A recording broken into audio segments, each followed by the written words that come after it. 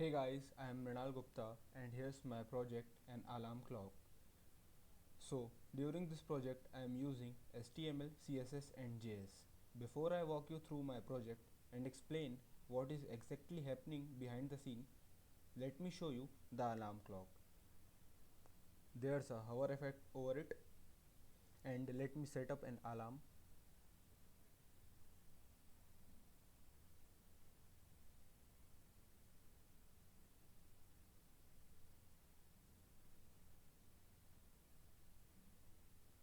The alarm has been set. So you can see here an alert notification is coming. Now we can delete the alarm.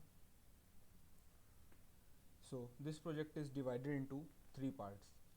The first part of the project contains a digital clock which is updating every second. The second part contains setting up of multiple alarms.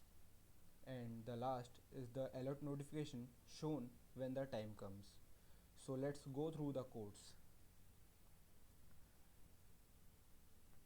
In the index.html file, we have the main structure of our alarm clock, which is present inside the body section. The div contains the title of the page. It is displayed as a heading using the h1 tag. After this, we have the main container for the alarm clock. The dflex property apply flexbox property which allow flexible layout. Within the main container, we have a clock container. The clock container holds the current time displayed, the alarm, form and the alarm set button. After that, there's a set alarm container. It contains the alarm displayed. To add functionality, we linked it with a JS file. So let's go through the JS file. The code begins with the declaration of various variables to store reference to HTML element on the page. The element include the current time display, drop down menu for setting the alarm time, the set alarm button and the alarm container. The drop down function is called to populate the hours, minutes and second drop down menu with option. The get current time function is used to get display the current time. When the set alarm button is clicked, the get input function is called to retrieve the selected value from the drop down menu.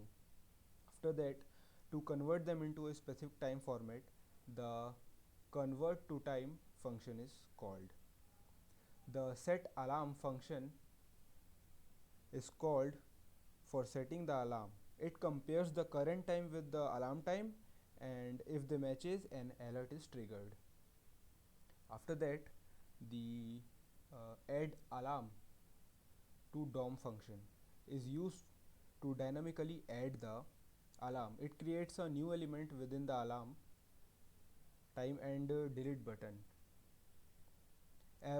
Event listener are attached to the delete button to handle the deletion of alarm. There's a function, check alarm function is responsible for checking previously saved alarms. It retrieves the alarm and return them as an array. After that, the save alarm function is used to save alarm to local storage. The fetch alarm function is used to fetch alarm from the local storage and set them. After that, the delete alarm. The delete alarm function handles the deletion of an alarm when the delete button is clicked. This function is called and delete the alarm from local storage. Thank you.